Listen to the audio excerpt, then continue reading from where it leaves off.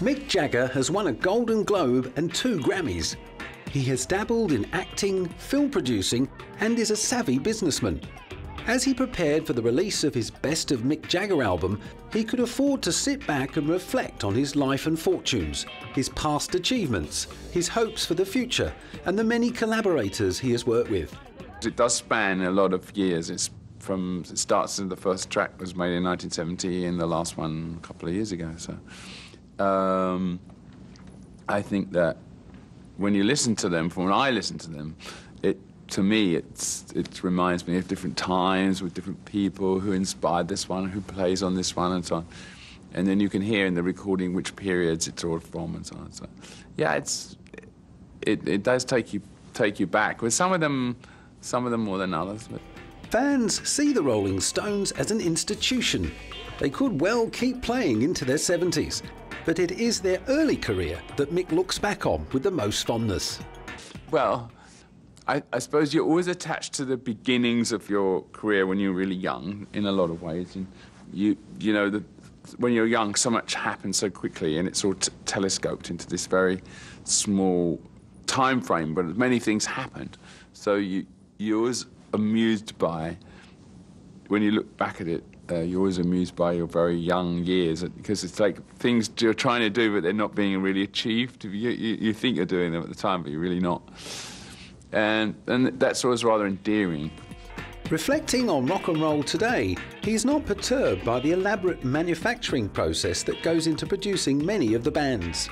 He believes all eras have their individualist and eclectic artists, while others are more manufactured.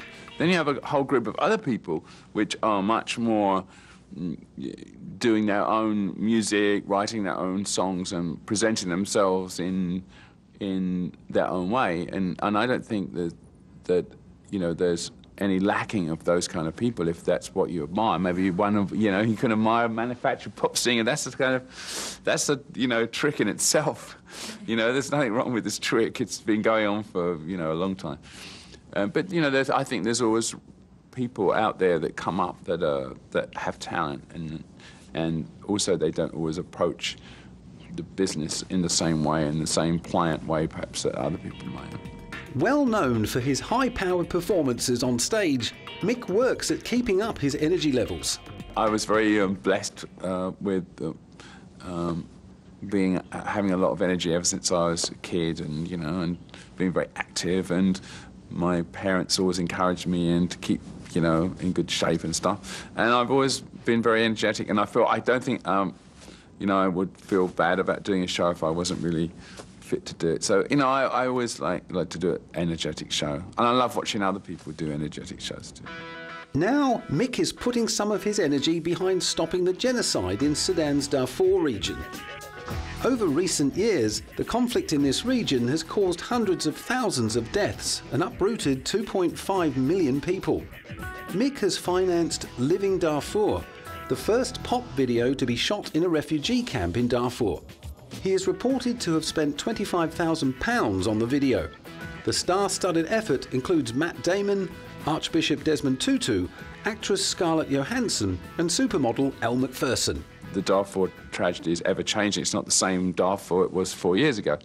And of course, you feel really helpless. People individually, like myself and whoever, like yourself perhaps, you feel that you can't do anything, and all we try and do is to keep it so that people realise it's still going on, because people get bored very quickly. Politicians get bored. They have other things to do. They want to get re-elected. They have other immediate things on their hands, and all you can do in a very small way for your celebrity in some of these things is to keep the thing in the agenda, keep it in the public agenda, keep it in the political agenda as much as you can.